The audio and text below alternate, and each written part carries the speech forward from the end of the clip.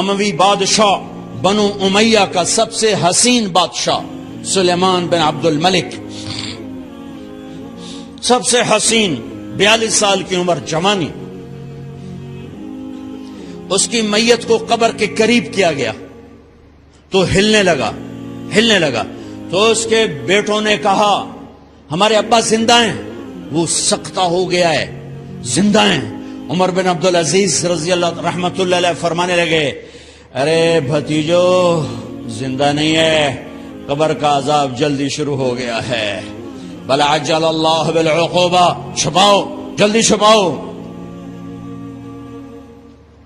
عمر بن عبدالعزیز جس تخت پر بیٹھے اس پر سلیمان تھا، اس پر ولید تھا، اس پر عبد الملک تھا. ان تینوں نے اپنے من کو راضی کیا، عمر بن عبدالعزیز نے اپنے رب کو راضی کیا. جب عمر بن عبدالعزیز کا وقت آیا مرنے کا تو انہوں نے بلایا رجا بن حیوہ سے، فرمایا کہ میں نے عبد الملک بن مروان، چاچا بھی تھے سسر بھی تھے، ان کی بیٹی فاطمہ سے شادی ہوئی تھی. میں نے اس کو قبر میں اتارا، کفن کی گرہ کھول کے دیکھا تو اس کا چہرہ قبلے سے ہٹ چکا تھا، رنگ کالا سیاہ پڑ چکا تھا. عبد الملک بن مروان گورا چٹا تھا، یہ جگہ سرخ تھی، کالا. پھر میں نے ولید کو قبر میں اتارا، اس کا بیٹا 10 سال حکومت کی، اس نے 21 سال حکومت کی، اس نے 10 سال کی، ولید بن عبد الملک. میں نے اس کے کفن کی گرہ کو کھول کے دیکھا تو اس کا رنگ سیاہ ہو چکا تھا اور قبلہ کی طرف سے چہرہ پھر چکا تھا. پھر اس سلیمان کا واقعہ تو ابھی سنایا. پھر اس سلیمان کو قبر میں اتارا اور اس کے کفن کی گرہ کو کھول کے دیکھا تو اس کا چہرہ قبلے سے ہٹ چکا تھا.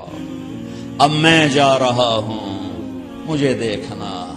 پہلے تینوں نے حکومت کی پوجا کی اور عمر بن عبدالعزیز نے اپنے اللہ کی پوجا کی.